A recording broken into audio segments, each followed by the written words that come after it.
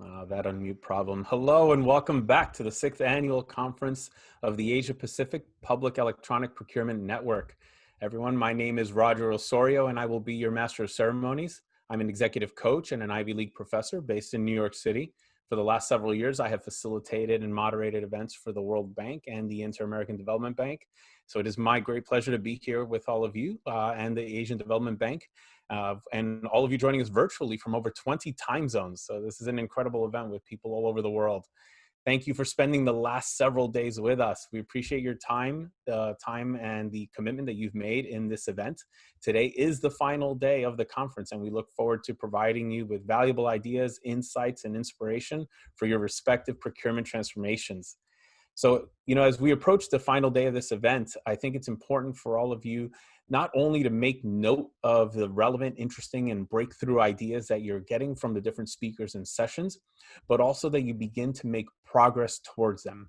So the sooner you take action, and no matter how small this action might be, as long as it commits you to the objective, to that idea that's really stood out at some point during one of these sessions, the higher the probability that you will make progress.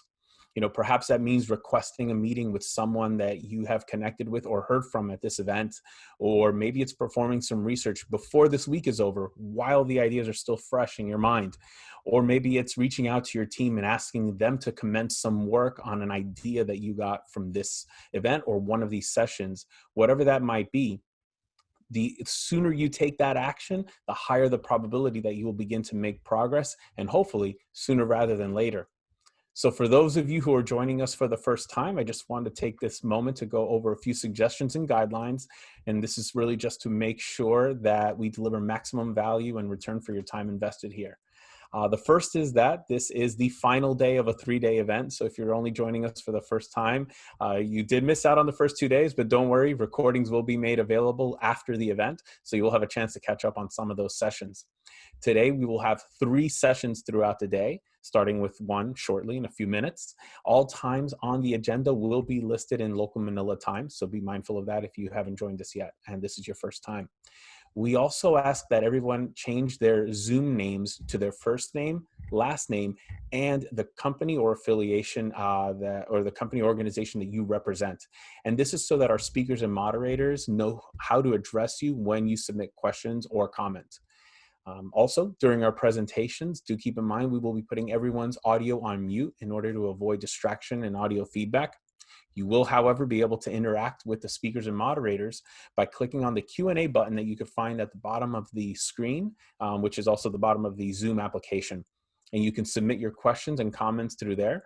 My recommendation, submit your questions through the Q&A. This way our moderator can take a look at that and draw questions from there for the discussion. And then also do feel free to engage in the chat with your ideas and comments that you just want to share with the group overall. But like I said, do ask your questions at any point throughout the presentation. So no need to wait for the end, just submit them so that we can have them ready and on standby for the discussion portion. So with this guidance in mind, we are confident that you will enjoy a seamless, interactive, and insightful conference. For our first session today, we are going to be discussing the concerns of digital security in e-procurement, a timely and important session, given that we're all probably working from home at the moment. And this will be led by Sarah Coggreve, who is returning from day one. Sarah Coggreve is the Director of Global Trade, a procurement, e-commerce, innovation, and social value consultancy. Before founding Global Trade, Sarah was Chief Commercial Officer at the New Zealand Ministry of Foreign Affairs and Trade, where she led procurement activity for the ministry and the New Zealand Aid Program. Prior to Global Trade, Sarah served the ADB, where she focused on building procurement capacity. She also served as the director of the UK's Public Procurement Trading Agency, where she led a program to implement e-procurement across the UK public sector. We're very fortunate to have Sarah leading this important conversation. And Sarah will be joined by 3 special guests. Min-Soo Choi is the supervisor of the equipment procurement team for the Public Procurement Service Daejeon Regional Office in Korea. Min-Soo is responsible for managing CONEPS, a contracting evaluation and tax system. Previously, he led the improvement of CONEPS for national defense procurement, as well as the implementation of CONEPS International. Min-Soo has also served as an investigator and development manager for the Contract Performance Monitoring System. His formal training is in engineering and information processing. He is also an SQL developer. We are also pleased to have Tony Grasso, who is the Chief Technology Officer at CyberToa. Prior to joining CyberToa, Tony was head of engineering and R&D at a sensitive government agency, and prior to that, the cyber lead at the Department of Internal Affairs. His technical background and expertise comes from a career in the UK and New Zealand, leading R&D and software engineering teams at GCHQ, Hewlett-Packard, and Oracle. He holds a first-class honors degree in real-time computing systems and has a first-class master's degree in computer forensics, the only Interpol-accredited forensic program. Tony co-hosts a regular cybersecurity radio show and provides vCISO advice to several organizations across New Zealand, including DHBs and investment firms. And last but not least, we have Peter Fizel, Chief Information Security Officer for the Asian Development Bank. Peter leads information security at the ADB, focused on enabling the business to pursue leading digital transformation strategies while reducing the risk to organization and increasing operational effectiveness. He has extensive experience in information technology and security within banking, government, managed services, and defense. Prior to the ADB, his roles in banking included technology and risk management roles at the Commonwealth Bank, ANZ, USB, RBS, ABN AMRO, and Deutsche Bank. As with all of our sessions, if you have any questions or comments for the presenters, again, please use the Q&A feature, which is located at the bottom of the screen. And our moderator will keep a lookout for those questions coming in, and those will be drawn upon for the final discussion.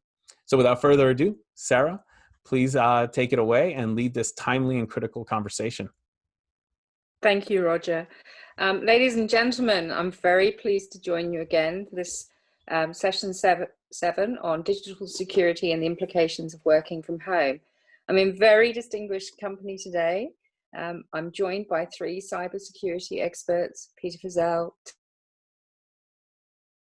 and me. All three experts will make a presentation to discuss operating and securing vital systems. As Roger's already said, if you have any questions for any or all of them, please type them into the Q&A function at the bottom of your screen. In the mid-2000s, I was the director of the UK's public sector programme to deploy 7 commercial off-the-shelf e-procurement modules, potentially across 14,000 different agencies, as part of the UK e-government agenda. During our selection processes for those systems, I was asked to ensure that all the systems would be secure, trustworthy, and easy to use for all participants, like Amazon.com. Now, as many of you know, these 3 objectives are not always compatible. I work with IT and security experts within the government to determine the security classification level and mitigate any risks. The e-procurement program team involved our users, including suppliers, in trialing potential security systems. For example, small and medium enterprise suppliers complained that physical tokens for secure sign-on were just too complex and they kept losing them. We also rejected some of the complex solutions suggested for user authentication. These might have involved users going to the police or a post office to verify their identity, and these were seen as also a barrier for suppliers. However, we did have to meet some mandatory requirements. For our marketplace to be accredited to make credit card payments, we had to meet the payment card industry data security standards. An international treaty required us to accept e-signatures, which at that time, there was not really many electronic functionality that were available. So we decided that an email signature would be sufficient. During our final selection process for the systems, we used an independent third-party security expert to perform a risk assessment. This involved reviewing the physical architecture and the networks that the system was hosted on, including the backup sites. We also reviewed the system operator's own security arrangements and performed external penetration tests to see how vulnerable those systems might be. Following our user acceptance testing and the security risk assessment, we successfully implemented 7 secure systems that suppliers and buyers could use and trust. However, this was all done in a time when we were operating under normal conditions. Whilst we and our vendors have put in place contingency and disaster recovery plans to cope with terrorist attacks and natural disasters, I don't think we ever envisaged the current situation where some or all users nationally or globally might need to work from home, where internet connectivity may not be so great, and where they may be accessing the system with a variety of different devices. So I'd like to invite our first presenter, which is Peter Fizel, to ask him how ADB coped with its staff working from home during the pandemic. Peter, over to you.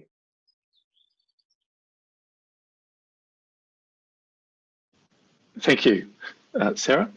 Good afternoon and welcome everyone. As mentioned, Peter Fizel, I'm the CISO from ADB.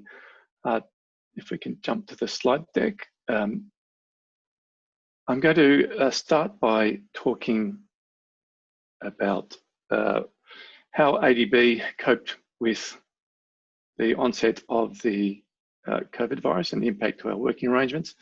I'm going to talk about some of the cyber and support issues we faced and how we managed to achieve those.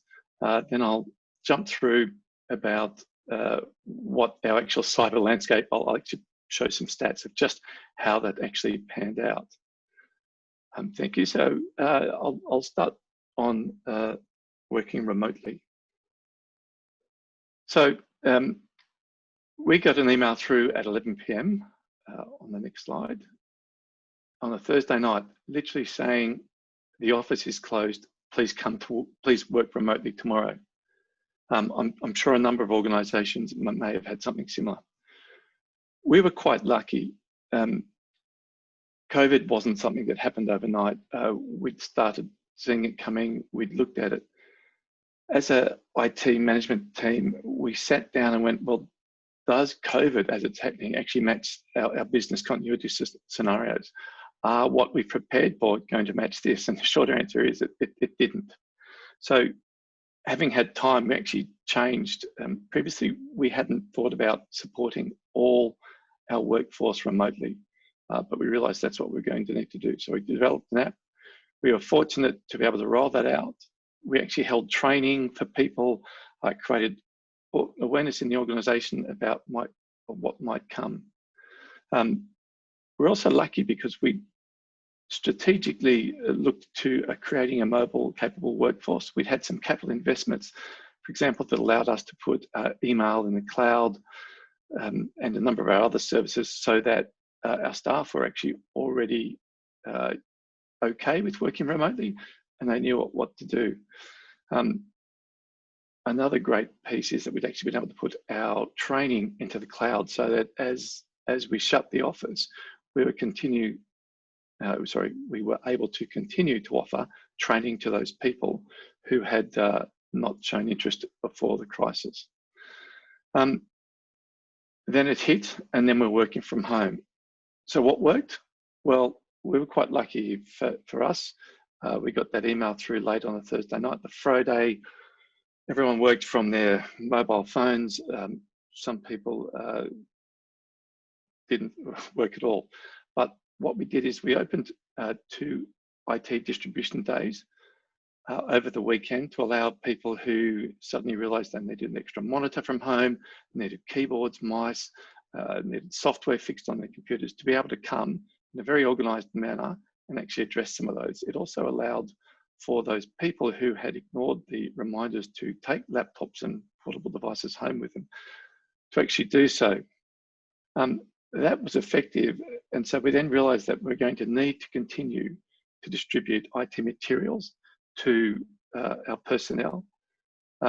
So to achieve that, we had a number of the volunteers from the IT leadership team use their home locations dispersed around Manila to be able to provide for personnel to come and actually pick up new hardware, pick up additional tips and tricks where needed. We also were fortunate in that we were impacted fairly early and realized that a number of our staff and personnel didn't have home internet.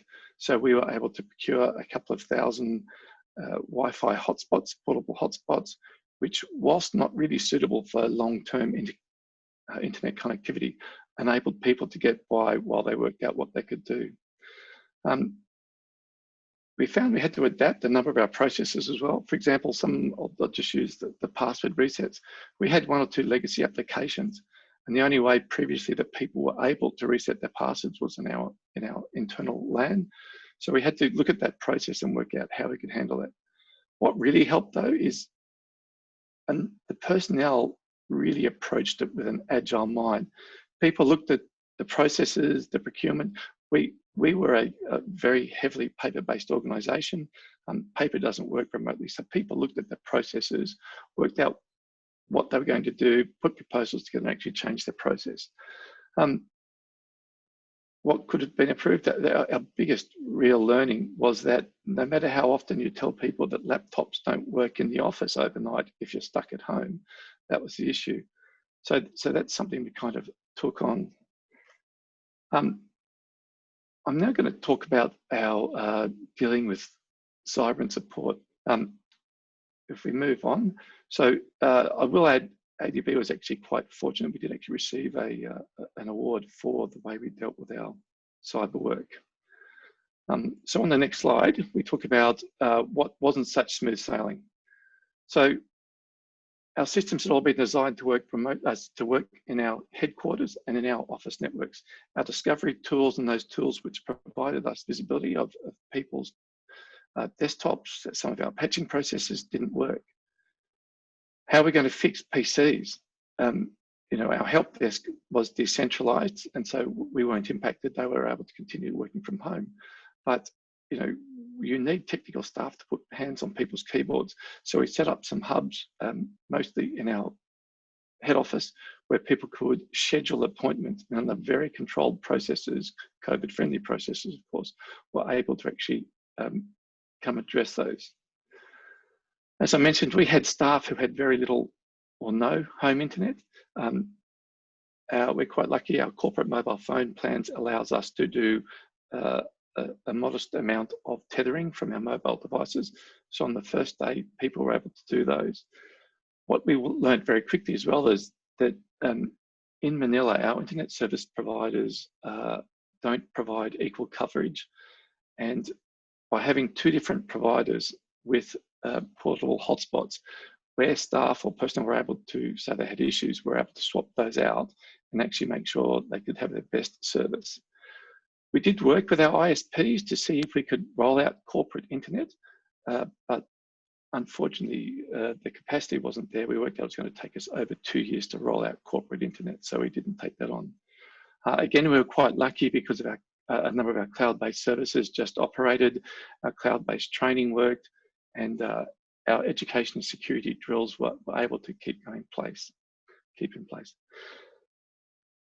What we're planning, so going forward, our initial connectivity to the office got us through our first phase, but as we're going to be in this situation for a while looking forward, we're rolling out more, particularly to provide us more visibility of people's devices and how we can sort of, I guess, automate some of our responses to that. One challenge we had is a number of people, when we first rolled this out, advised that our help desk that the tools aren't working. Fortunately, we were able to get telemetry of just where the issues were on people's devices, where the issues in our headquarters, in our cloud data centers, on people's home devices, or in fact in people's home networks.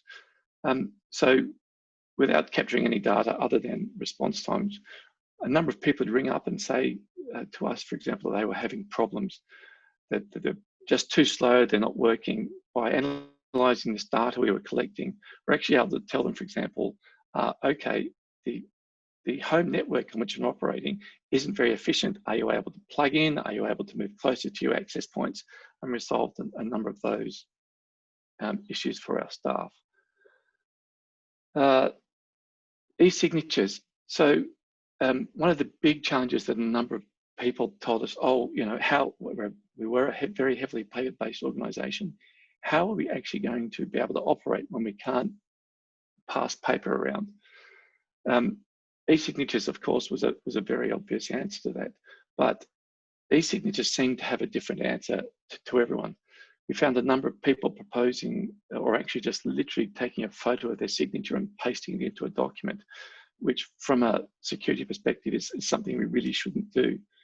So what we kind of said to people as we talk about e-signatures is that it's about replacing an ink signature with a digital version, literally recording the intention to sign a document. Its aim is really to allow a document to be signed without requiring paper or ink to be transported. As we look through that, we kind of see two main use cases developing. So we get those classic cases where our legal or departments want to sign documents across multiple jurisdictions. We then also see individuals saying, well, I'm getting 10 reports from my suppliers. I need to be able to sign those documents. How can we do those?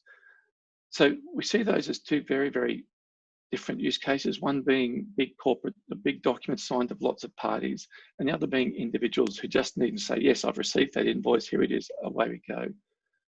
Most of these e-signature solutions have a charge per document.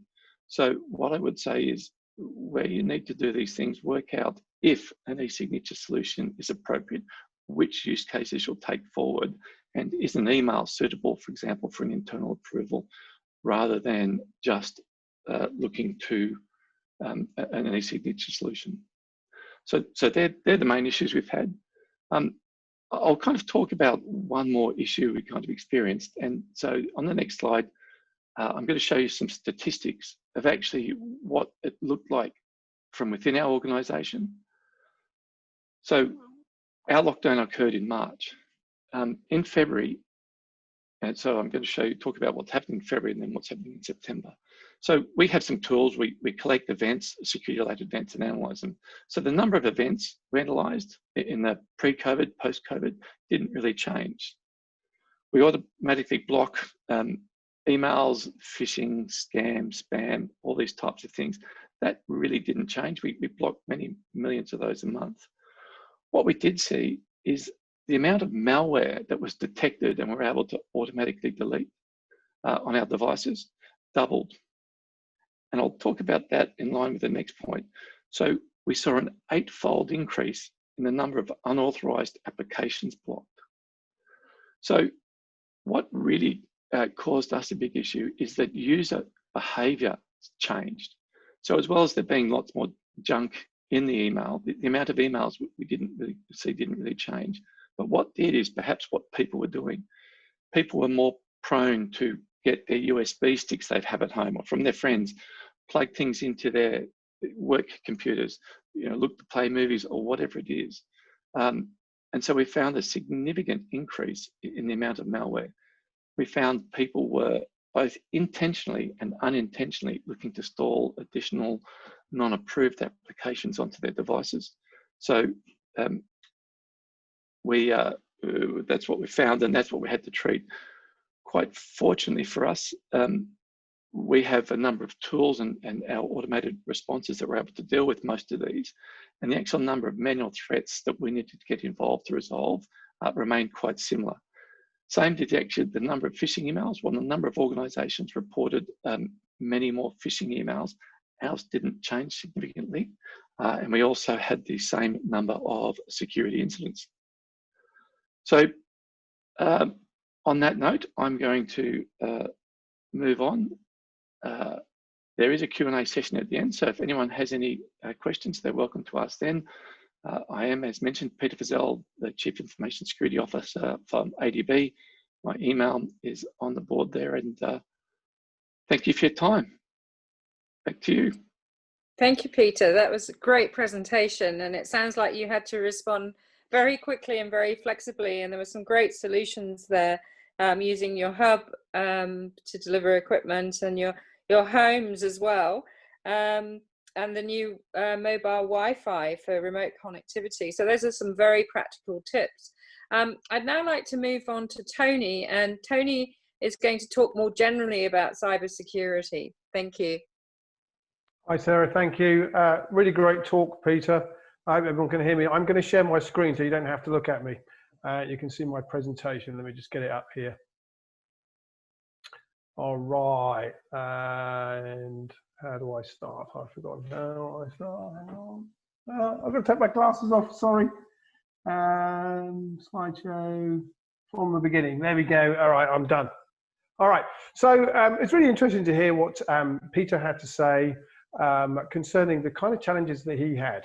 So when you're looking at my slides, imagine that you've hired me to undermine the opposition. That's the way we need to look at this. So Peter is actually spending an awful lot of his time running around trying to put out fires, trying to detect things.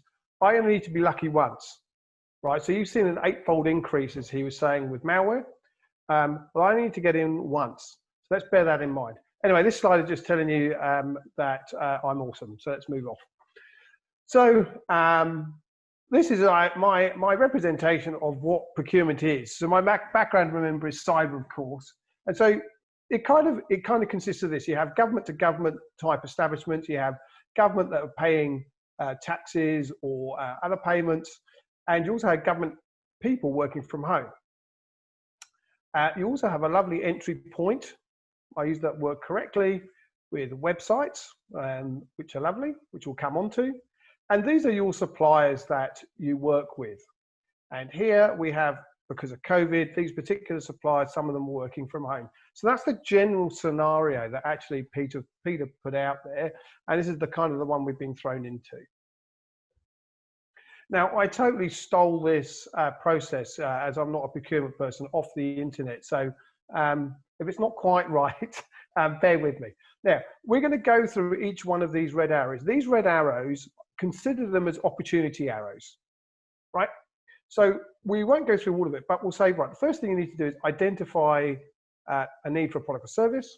Then you have to find suppliers. Then you get an RFQ. And then you have a head-to-head negotiation, and then you negotiate with suppliers.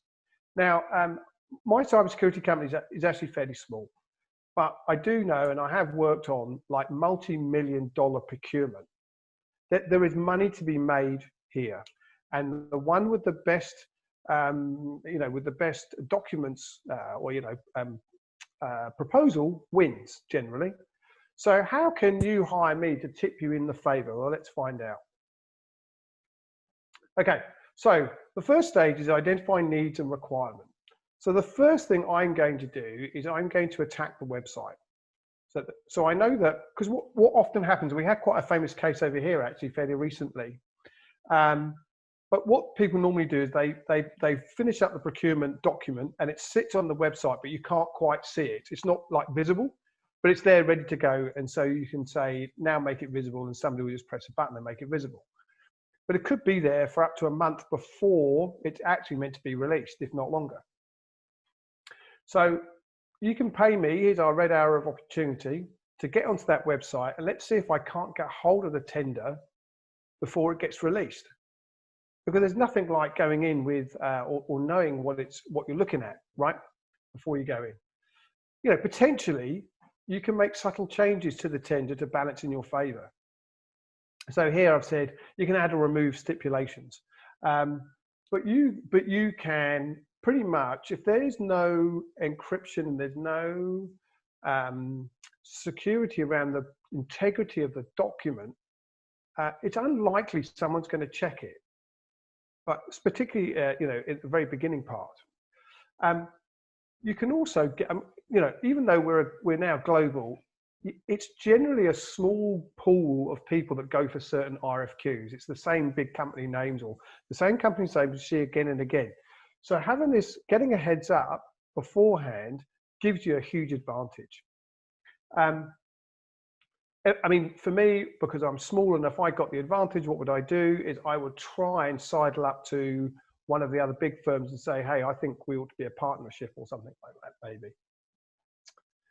Okay, and then the next opportunity is when, again, you're trying to find suppliers, right? So again, probably through the website will be my attack vector.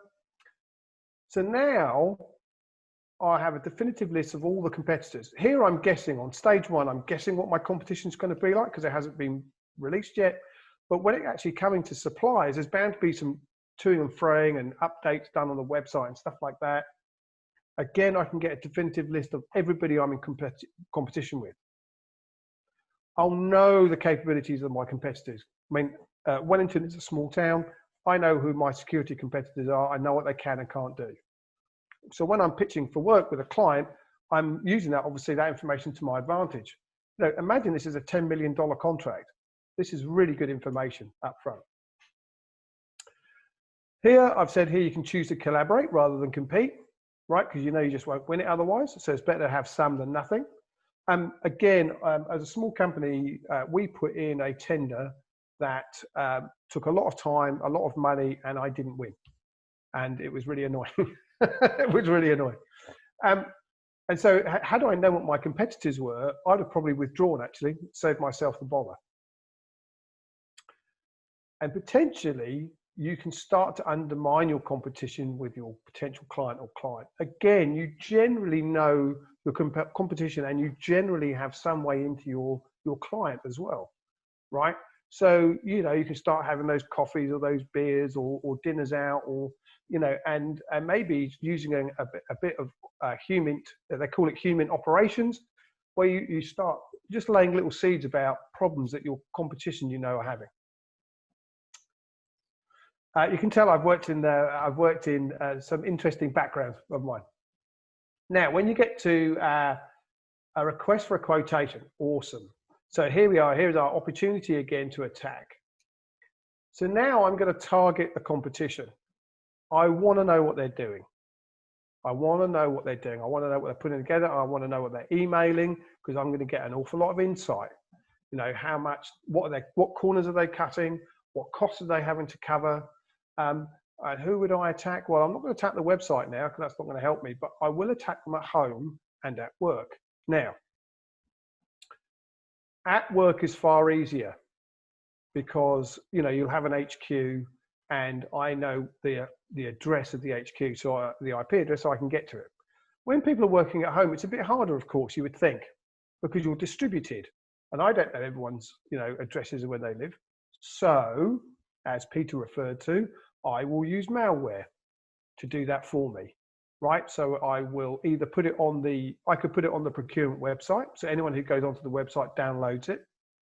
And again, as Peter pointed out, that people have very bad security hygiene because this isn't your day-to-day job, right? You're about procurement. So you start sharing USBs or you start sending emails, and my malware now is starting to connect to everybody.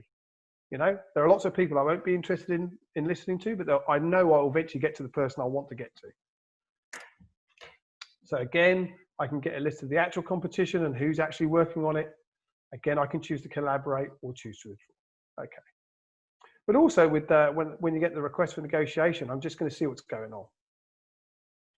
But now we get to the next stage, which is the direct negotiation. Now, from step 4, I'm already in all my competition's network. I know what they're doing.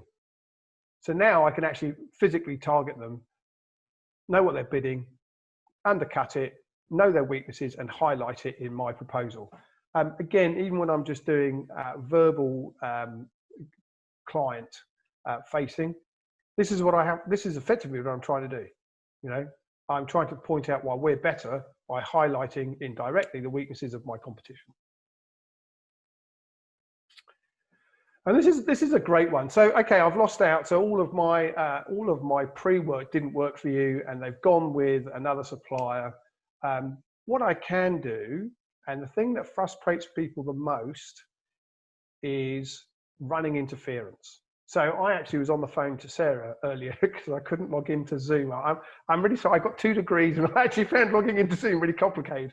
But you know, and I was getting a bit anxious. But what I can start doing is start interfering with the way that they're communicating with the government client, and they're not getting the emails, they're not getting the proposals through. When they're doing a Zoom call, the video keeps dropping.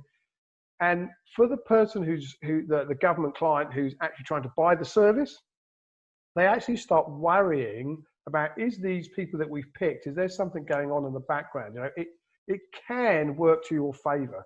Just make it so painful, they might go to their backup company that they've got in the wings.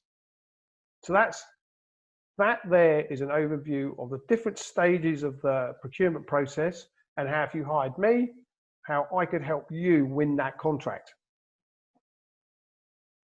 So what I've got here is this is one of the tools that we've made, our Cybertoa dudes have made. And this is an actual e-procurement site, which speaks to some of the ways I would get into this website. Okay, the information I'm going to show you here with our red arrows, again, remember, red arrows are opportunity arrows.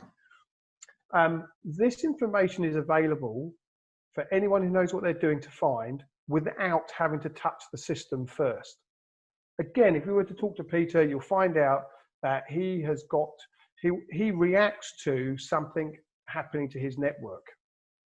This information's already been gathered, and I've been able to pick it up from other places. So I'm never touching your network, so you don't even know I'm looking at you. And so this is an e-procurement site. It's got a very low grade, a grade of D. So A is the best, F is the worst, and there is no E. So D is bad. And what I can see here is it's got some vulnerabilities on their server. So that actually we'll see what they are, but there are 3 servers that have got vulnerabilities. And then these things are ports on those servers. So think of a server as your house, right? That's got a gaping hole in it, effectively. Someone's, cut out a massive hole. And ports are doorways and windows that have been left open, okay? Do use Q&A if I'm going too fast or it doesn't make sense. Okay, so here, these are the server vulnerabilities that we were talking about. So I'm going to have to take my glasses off because it's actually quite small writing, so I can see what it is and get close to the screen. So here we can see that it's the e-procurement, it's the site itself. It's the mail server. You see that, mail.eprocurement.gov.t, and the website. And as you can see here, this list of numbers here, every number pair, so that is 1 pair there, is 1 opportunity to get in. So I've got here, if you look here, I've got 41 opportunities to get into this server. I've got 2 opportunities to get into their mail, and I've got another 41 here to get into their web server again. So these are actually 2 different sites. So on to the next slide. And this is the windows and doors. This is the doorways into your system here. All these ones here in black are opportunities for me to get into that system again. Because what these doorways do is they are there for a reason, right? So you can see, you may have heard of port 80 and 443. That's what normally HTTP traffic travels over, right? So we expect to see those sort of things. But these ones here could be for video conferencing. That would be cool. Or it could be for file uploads, which may be what that is. Or other services that are running that I can exploit to get into your system, right? So I don't want to be a catastrophist, but let's just quickly go over that again. So here are all this information about your site that I can use to either infect your site or get into your site, as we talked about. And as other people get into your site, I infect them, right? So I'm going to get hold of the people I'm interested in. I can infect the actual document itself. So when they download it, I'm on their machine. And here are all my opportunities. And I haven't broken into a sweat to do this, right? So I don't want to leave you with problems, right? Because otherwise everyone switches off their machines and go home. What can you do? So basically there are 2 stages, right? First of all, you need cybersecurity on all your websites. I mean, Sarah, in her introduction was saying, and from the way she said it, it was quite clearly quite a long and painful process to get 7 sites to be secure. It's not easy, right? Because you only have to, as I keep saying, you saw the opportunities there. I've got 41 plus 41, that's 82 plus another. I've got 86 opportunities to get in, right? And I'm not even trying hard. Have cybersecurity on your documentation. What does that mean? Well, actually have a process where once you've deployed a document, you have something that checks the integrity of that document, either daily or hourly, depending on how important you think it is. And so that you know if it's ever been changed, right? So it's not just change control, it's actually an automated process that will check it. Staff training was a good one. Again, Peter, he touched on it when he was talking about some of the staff and some of the things they were doing. They were doing simple stuff like staying away, being too far away from their hotspot. But he also talked about was spam emails, because of course it goes up through the roof. That would be the other vector I would use, by the way. I'd attack the website, but I'd definitely, spamming is just so easy to do. So train your staff on what bad looks like and what suspicious looks like. Especially again, Peter brought up a very good point where they've had to go from a paper-based system to electronic. So for me, that's an opportunity, because people are not expecting to be attacked electronically, right? Because this is a whole new process that they're still getting used to. So it looks reasonable to them. They click on something. Thank you, I'm in. Look at your IT provider. So all too often, we assume incorrectly that when we're buying IT, that the IT is secure. That is not the case. Even if they say it's secure, that's not true. You can't have somebody, you can't have the fox looking after the chicken coop, right? You need to have independent audits. And your own organization needs to be responsible for its own security, right? And have it audited by a third party. But what you can do is use your auditor to actually find, if you're going for a tender, find a trusted IT provider that actually is providing you good service. Because again, Peter talked about the patching process he had to go through, and updates that he had to do. It's all, all stuff that they had to get done. So that's a trusted security partner to do your regular check on your IT. So again, that is about auditing the people who are providing your IT. Don't just let them give you a report at the end of the month saying it's all good, right? Because that's just not enough. Here's a little pitch for me. You could do the vCISO. So what you get, most organizations don't need a vCISO full time. What they do need often is project-based, or it's as required. And so for someone like me, it's quite useful because I'm a vCISO for a number of organizations already. So I get to see a lot of different organizations, their different problems, and you actually get quite a lot for a relatively cheap amount rather than having to hire someone. And that's just the basics you should go through, because I can help steer you when you're building a new site, for example. And very finally, for the more advanced organizations, have an IT and security strategy. At least 5 years. What's it going to look like in 5 years' time? What am I going to get rid of? What am I going to put in the cloud? Where in the cloud am I going to put it? What things can I get rid of, and what services am I going to consume? Because what I find is people just make the decisions kind of at the time, and they never think about what's going to happen later on. Tools and training for IT staff. So let's upskill your IT staff. If you have in-house staff, we can actually get them to a good level of security that should be just part of their daily job, because often these people don't have that in training. And then lastly is actually build your own internal security team, but complement it with a security partner. Because generally you still need to, I get such breadth of experience working across organizations, I can still bring a lot. And if you're only working in one organization, you kind of get almost in a rut almost. So it's always good to have other people coming in and helping you out. I think that's very much that's me. Thank you. So if you have any questions, I hope that wasn't too fast. Please put them in the Q&A. Thank you so much. Thank you, Tony. That was quite scary. So I think for those of you who don't know the acronym, vCISO is a Virtual Chief Information Security Officer. So somebody you hire to help you out with that. So after we've scared everybody, we're now going to hear from Min Soo to say how well he coped with the issues during the pandemic for the CONEP system. So over to you, Min Soo. Thank you.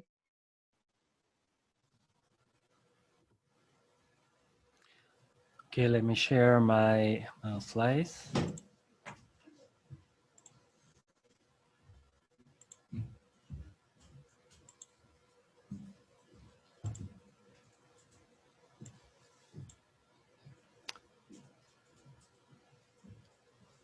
Okay.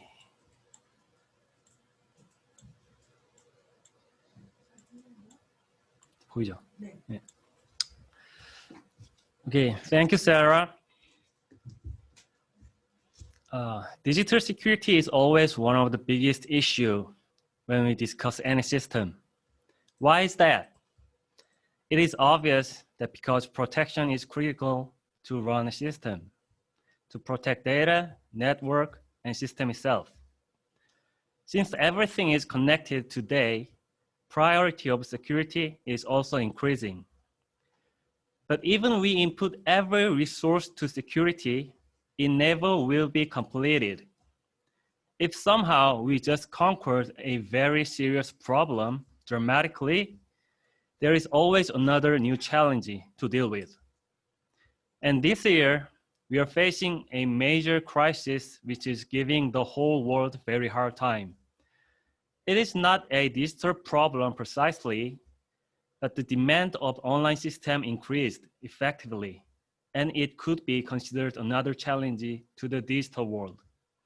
So I'd like to share how we handle the situation and how we manage the system security at PPS, the Public Procurement Service, Korea.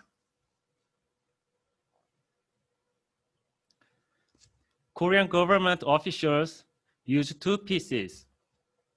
All the government systems are on private network, and to protect them, PC for work is physically separated from the PC connected to internet. In private network, users only can access allowed system. Basically, any outside website is banned. So to access private network from outside of the office, we use a tool called GVPN. It's government VPN. Anyone who tries to telecommute needs to obtain permission with certificate. There is no difficulty, but it takes a little bit of time to grant. When the COVID incident got serious, PPS granted every employee to gain certificate. So now everyone is ready to telecommute. To keep a social distance, some of the employees are telecommuting currently. In October, there was one of the biggest holiday in Korea, Korean Thanksgiving. People visit their family, friends, lots of gatherings.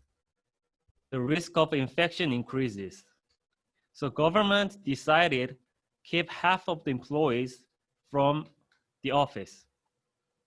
Gratefully, we were ready to work at home since not only we all were granted to get certification, we also took a test run before actual telecommuting takes place.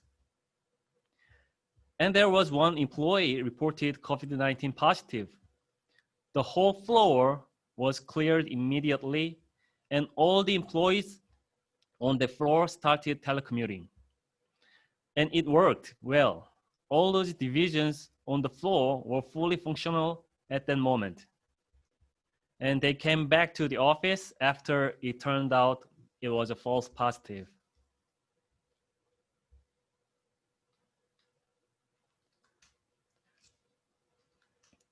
Here's our organization to control the security management. PPS has two security officers. One is General Security Officer and the other is Information Security Officer. General Security Officer runs a general service division and manages literally general things. Anything we consider as a security issue other than digital security. For digital security, there is an Information Security Committee run by Information Security Officer. The committee makes protocols and plans for several scenarios, like network problems, malicious attack attempt, national disaster, even for a war. Information Security Officer, who runs e-procurement planning division, takes part of management side. There's an e-procurement management division also, which takes part of technical side. I used to work at e-procurement management division. They make more specific streamlines for situations. For example, if there is a sensitive data, The e-procurement planning division makes calls who needs to access this database. And e-procurement management division decides how to control user authority with the system. So all the protocols are based on regulations described. National Intelligence Service, NIS, provides guidelines for security. And following those guidelines, PPS has its own regulations. PPS runs a cyber security center belonging to e-procurement planning division. The center has a focus on precaution. So they are monitoring the whole system to find any kind of situations in real time, to prevent problems before it gets serious, and constantly checking if there is any vulnerability or traffic problem. Sometimes web crawlers are found. There are numerous data on CONAPs open to public.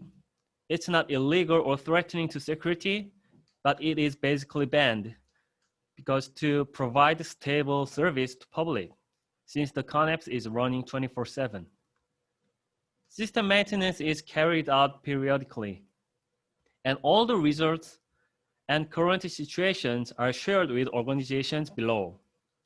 Sharing vulnerabilities and solutions, government can enhance their own security protocols and make joint response to national security crisis.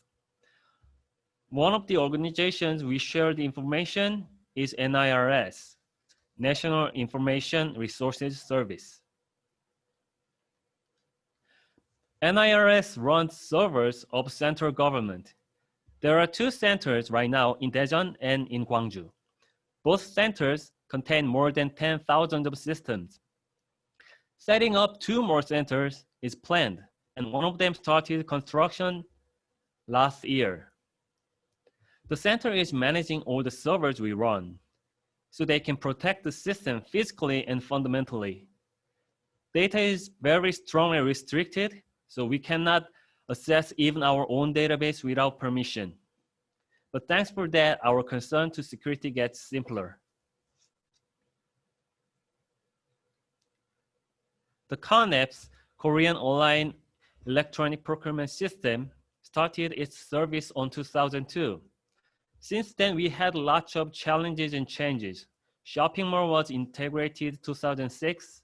Online proposal assessment system was established in 2008, and lots of other things.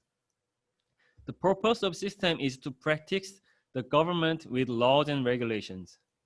But the laws and regulations are always changing, and changes not like 5% tax to 6% tax.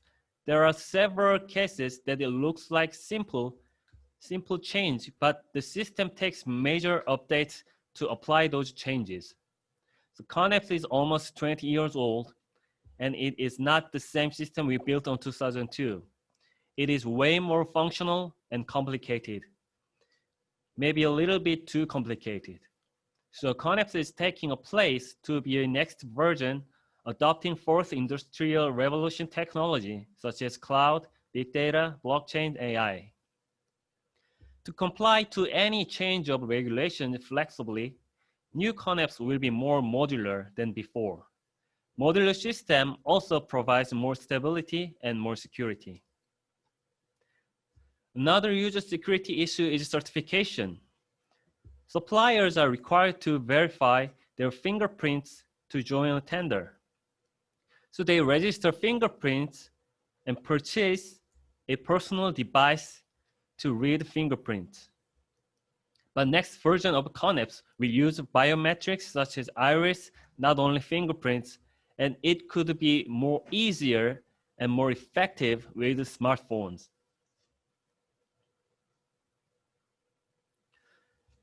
Like I said before, we cannot access easily to our server. So CONAPS has 4 operating servers. Since it is provided 24/7, it is critical to keep it stabilized and secure. There is a development server, which developers are actually altering the changes. And there is a test server, which maintains exactly the same with actual operation server. And there's a temporary server, which is being a source of development. Actual operation server is rock solid.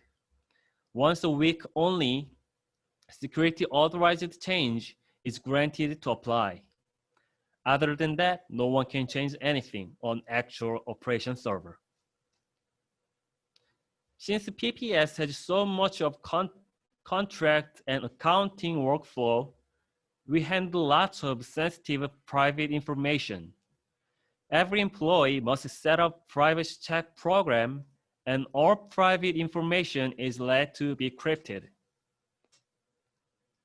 Also, there is a monthly security check so they can remove unused and potential risks such as ActiveX or execution files.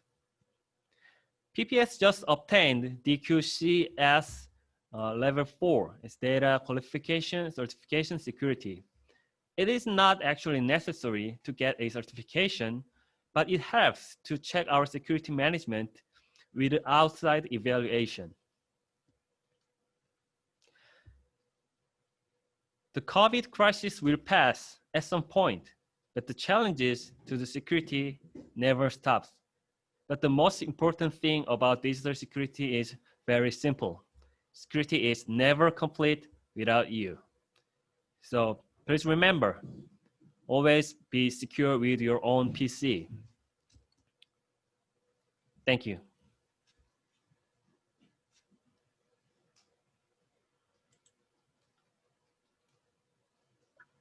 Thank you, Minsu. That was really good. And it was very good to highlight that you have to look at both physical security and IT security at the same time.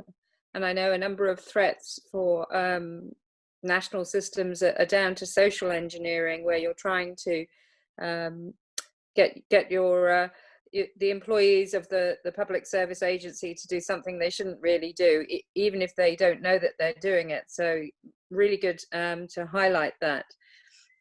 Now, we have actually had a question come in from one of the audience, from Mukulu Adesina. I hope I said that correctly. And what he said is, we understand that e-procurement systems enable encryption of documents at rest and in motion. Does that mean that the potential areas of opportunity for cyber attack are still not protected? So can I go to Minsu first, because Minsu, you must be looking at encryption of documents. Can you answer this question?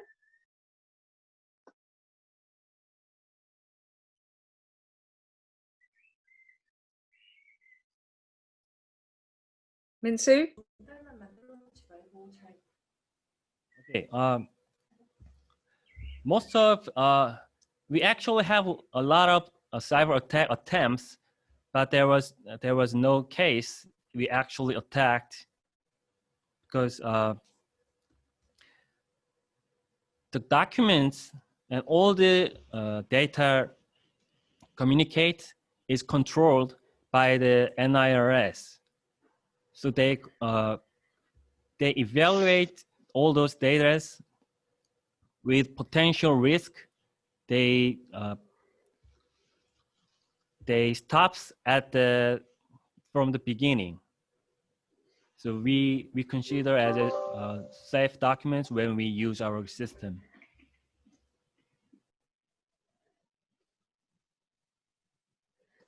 Thank you. Tony, have you got anything to say about encryption of documents and whether they can be changed? Yeah, absolutely. So it's a really good question, actually. So yes, in when you said in motion, I think you mean in transit is how I read that. So that's the encryption going from one point to another, and then at rest is on the disk, or we don't have disks anymore, but you know what I mean, stored on the file system.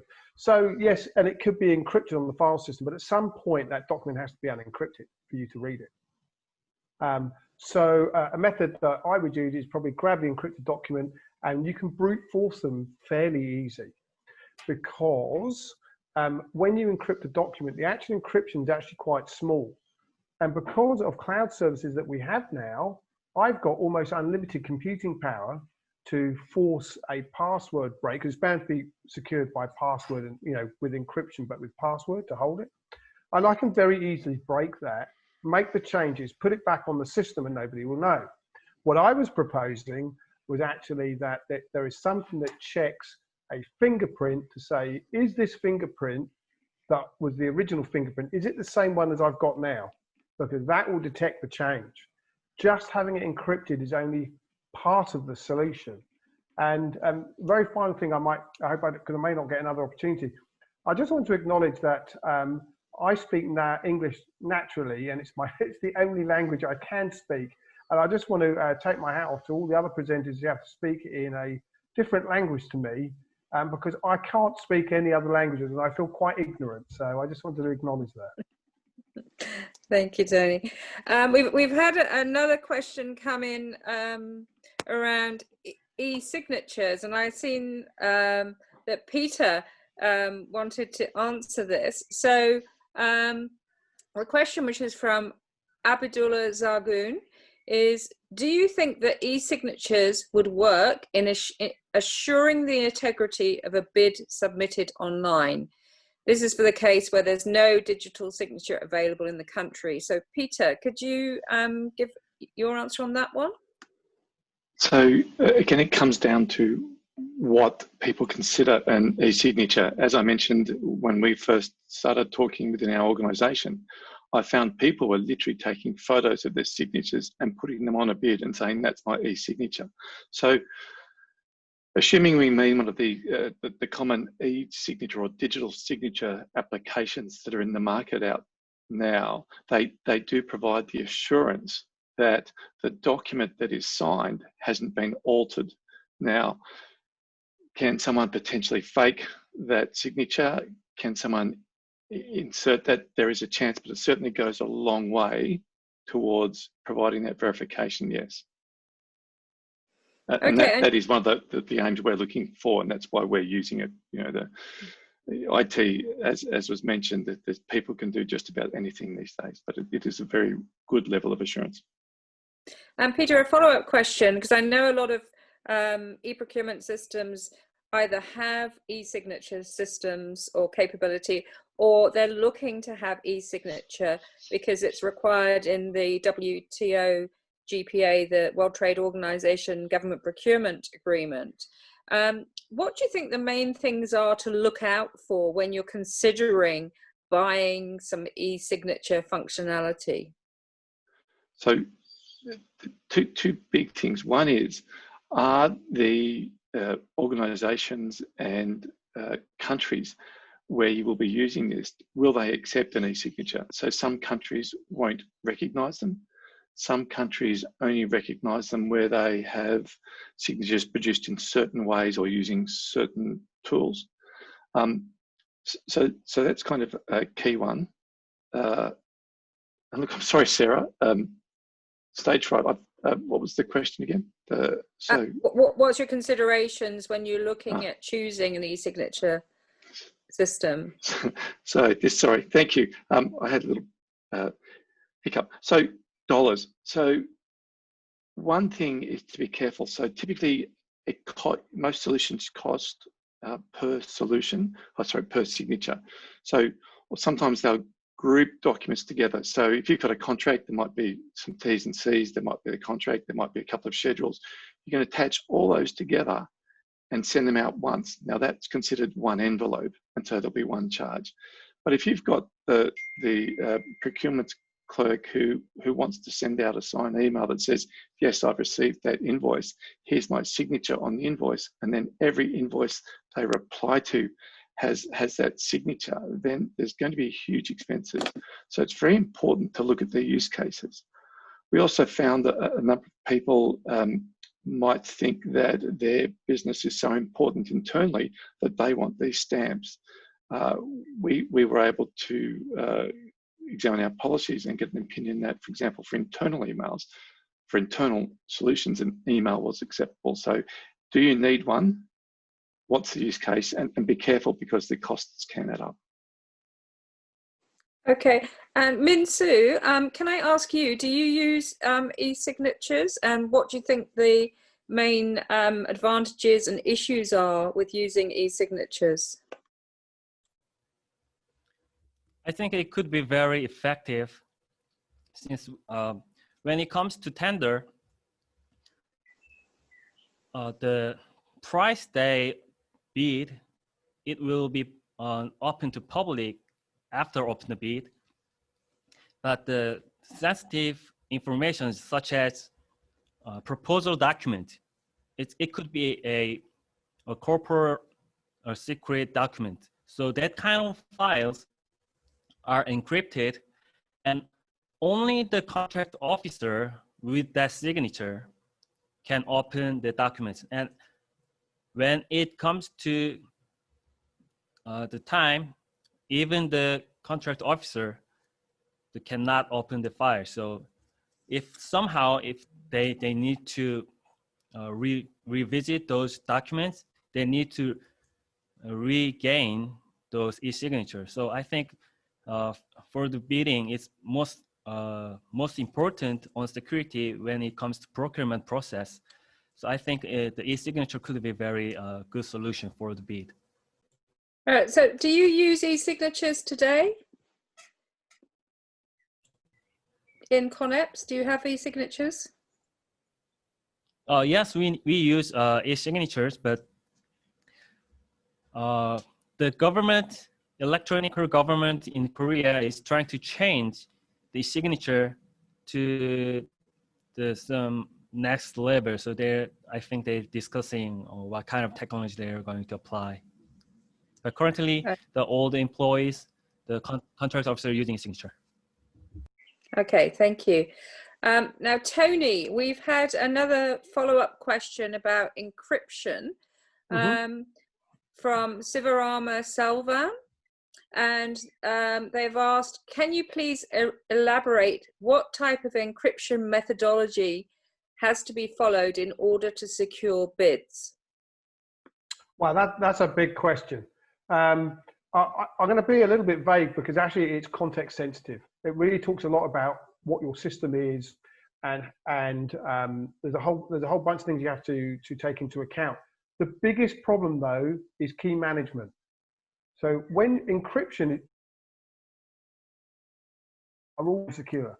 So the one that most people use is one called AES, which is a very secure system that's used on military equipment, which is kind of a grade. But it's not necessarily about the algorithm anymore. It's about how you manage your keys. So when we're talking about digital signatures here, or the email signatures, these are all actual digital keys. And it's about how you store them, who has access to them, and how you use them. And again, I think Peter made a very good point, which is it boils down to dollars, because you never want to really roll your own when it comes to these things. You want to buy a solution. And there's basically a grading scale with lots of dollars this end, little dollars this end, and it relates directly to how much security you're going to get. Because if you're having to do things on the cheap, your security is going to be down at this end. But yeah, it's something you really ought to get some good consulting on, because equally, if you're not in the know like I am, you could over-engineer a problem that you don't need as much security as you think you do. You know, I mean, Minsu makes a very good point, right? If it's a really secretive document of some sort, then there has to be a different security protocol to maybe just an RFQ that once it's released, nobody cares. Okay, and one of the issues that I found with e-signatures and e-procurement is obviously you want to be, a lot of your suppliers may be international. Yes. And you need to be able to exchange documents across Yes. borders. So I'll just ask you first, Tony, have you seen any good e-signature systems that potentially could be used to sign documents that it's easy to get the signatures in different countries? I'm not sponsored by anyone, but I know that I've done recently Adobe. Adobe, like I would be looking at those big firms and how they do it. So even if you're a smaller country or company, look at the big firms and ask how do they do it and see if you can get an equivalent. But I know Adobe do quite a good job on that sort of thing. But there are lots and lots of vendors, lots of the big vendors. Everybody's in the security game. So it comes down to, I think Min Soo mentioned it, it's really about your requirements, you know, because digital signatures is quite a broad term. What is it you're trying to achieve? And that you know, you can get a good solution. And Peter, I just come back to you. How did you look at being able to use digital signatures in many countries, and did you look at whether they could be used outside ADB or not? Yes, yeah, very much so. It's quite a critical point. Some jurisdictions won't accept e-signatures. So even if you have an e-signature process, you need to have a way you can allow someone to potentially get that document that would have been electronically signed, downloaded, wet ink, uploaded, and then put it back into the process. And that was quite important to us as well. So it's handling that ability where you can't have a digital signature. But again, as mentioned, most of the current digital signature solutions do actually work quite well across borders. Okay, thank you.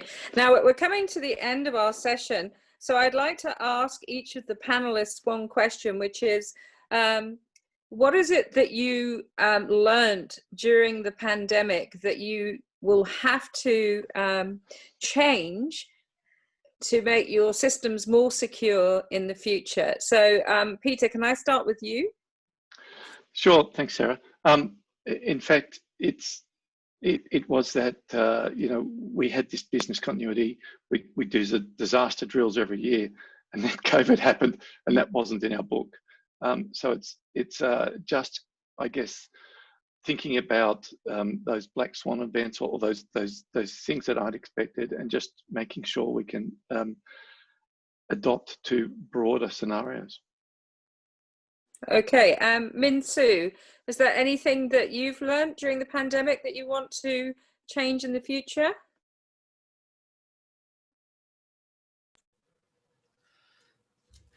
Okay, I think, like Tony said, it's very safe to use any tools of security system.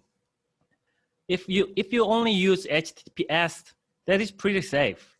But the thing is, it's coming to important that you have keep your personal computer secure, because the government cannot, it's not desirable the government controls all the security system on every PC. That's not desirable. So the government has to make the authority clear and make all those users keep their PC clean. Because since after pandemic, everyone is. Thank you. Thank you, Min Soo. And Tony, do you have any advice for people who've got systems where people are working remotely on them? Listen, I hate to show off, but we're actually very secure. You'd hope so, being a security company. But the two things I would say, I think Min Soo's hit the nail on the head, and I also referred to something Peter said, which is it came to be about your desktop. Now, our laptops and remote systems were secure because one of the things that doesn't get mentioned enough is actually something called whitelisting. This would solve an awful lot of Peter's initial problems when people were working from home. But we had all that. We had it up and running because we were a security firm. I think the two things I point out of clients of mine, what they did wrong was that they very quickly and hurriedly put VPNs in, virtual private networks, but they didn't configure them properly. They didn't look at the procurement process, and they were using cheap hardware that had known vulnerabilities in it.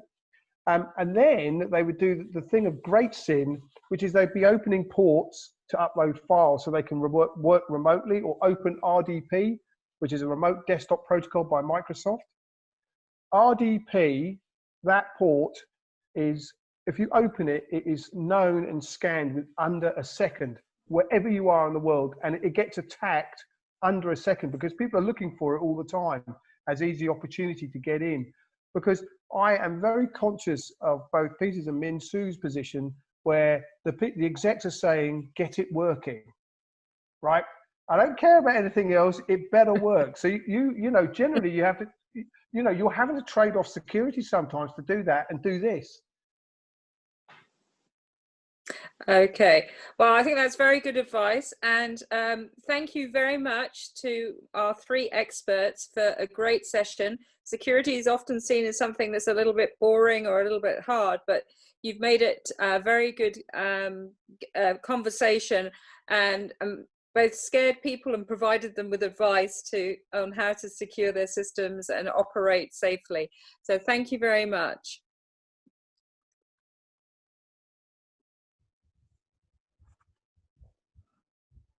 All right. Thank you so much, Sarah, Minsu, Peter, and Tony for a great conversation. So this concludes session 7. We are now going to take a very short break, just under 15 minutes. We have about probably 13 minutes left. And then we will begin session 8, which will be focused on the use of EGP for the procurement of concessions and PPPs. Please take this time to respond to any emails or messages that you might have pending so that we can have your full attention for this important session. And you can keep the Zoom channel open so you can see the time remaining, as well as videos from some of our special partners. Thank you so much, and we'll see you shortly. The COVID-19 pandemic has escalated dramatically.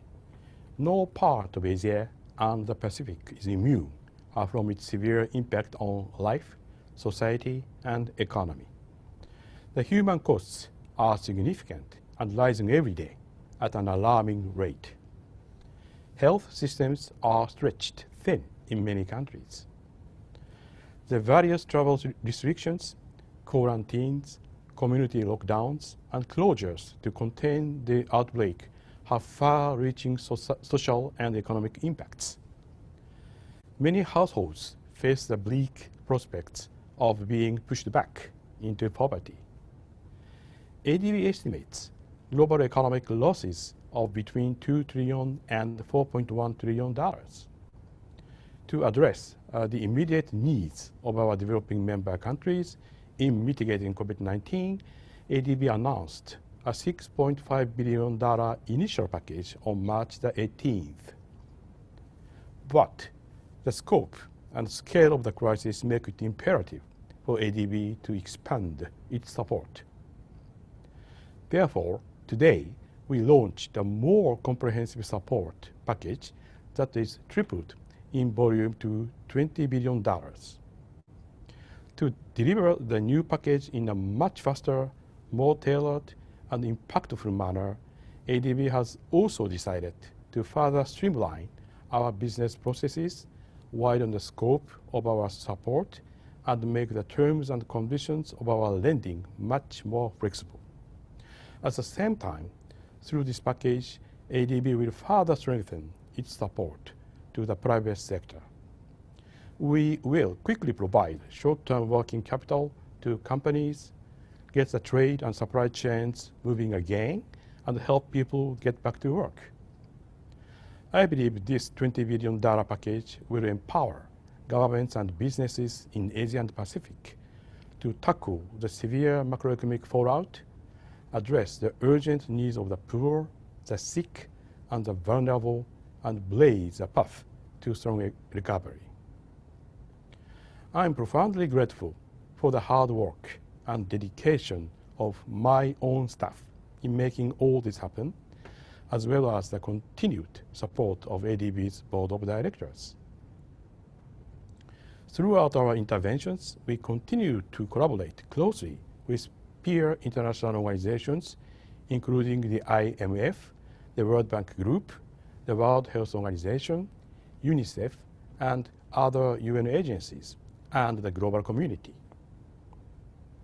ADB remains a steadfast and long-term partner for developing member countries in Asia and the Pacific. We will continue to provide vital support as they defeat COVID-19 and return their economy to a path of growth and prosperity. Difficult times lie ahead, but I want to remind you that all pandemics, even extraordinary ones, had an end in human history. So, let us stay safe, stay strong, and stay connected to overcome this unprecedented challenge together. Thank you very much for working with us.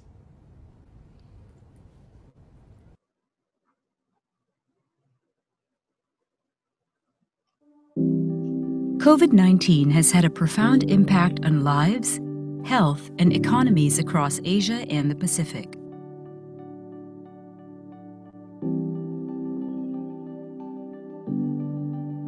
By mid-September, we at ADB have already committed $11.2 billion to address the pandemic in our developing member countries, part of a $20 billion package announced in April. $8.2 billion is helping support government budgets in 19 countries to mitigate the impacts of COVID-19, with a focus on boosting safety nets for the jobless and helping the poor and vulnerable groups, including women and children, while $1.2 billion is supporting other projects. About $123 million is helping private companies supply medicines and essential services. ADB also committed $1.6 billion for trade finance, supply chain finance, and microfinance programs. Technical assistance of $95.5 million is being used by 41 countries to address their most urgent needs, including the procurement of personal protective equipment and diagnostic and medical equipment. Frontline health workers are also receiving training, while hospitals and laboratories are being strengthened. Rapid grants of $50 million are addressing immediate humanitarian and health emergency expenses in 26 countries. We are closely coordinating activities with partners, including other international financial institutions, bilateral institutions, and the UN system. Building on our extensive knowledge work, we have been delivering up-to-date assessments of the pandemic's economic impact, providing policy advice and other resources to tackle many pressing development challenges. In our home base of Manila, ADB's management joined in to deliver critical food supplies to struggling households. As circumstances evolve, we at ADB will continue to meet the needs of our developing members and work together to building back better for a long-lasting recovery.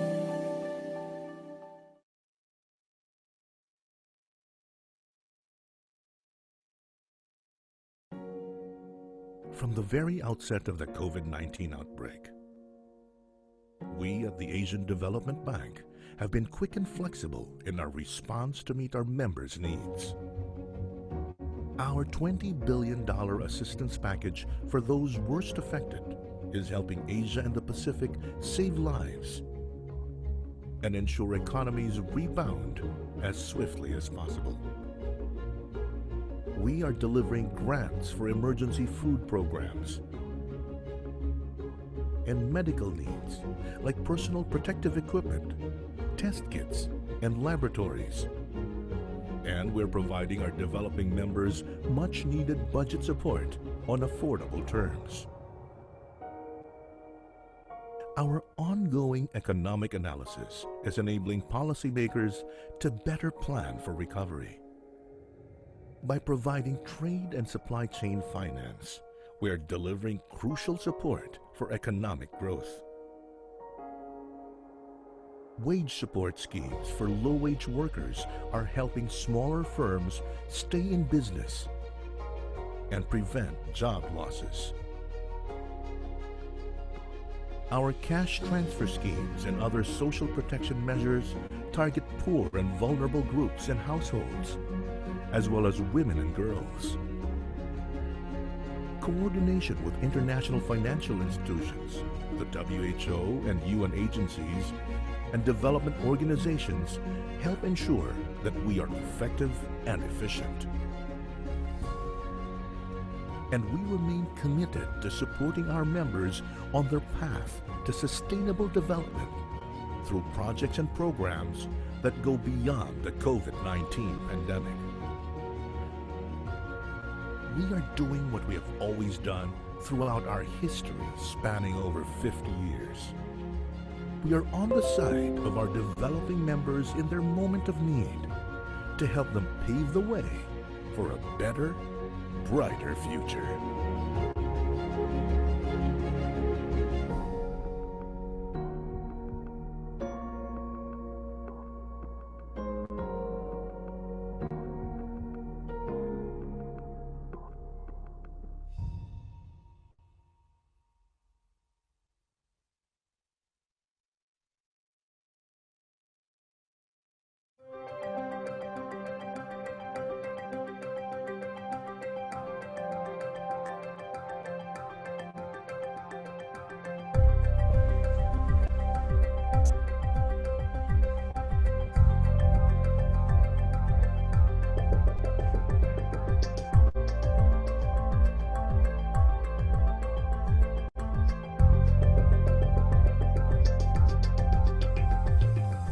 We follow a rigorous and competitive process in choosing suppliers that can provide quality products and services. We have contracted with companies from around the world, including medium-sized companies from developing member countries. We have also contracted partner organizations that can provide logistics and quality control.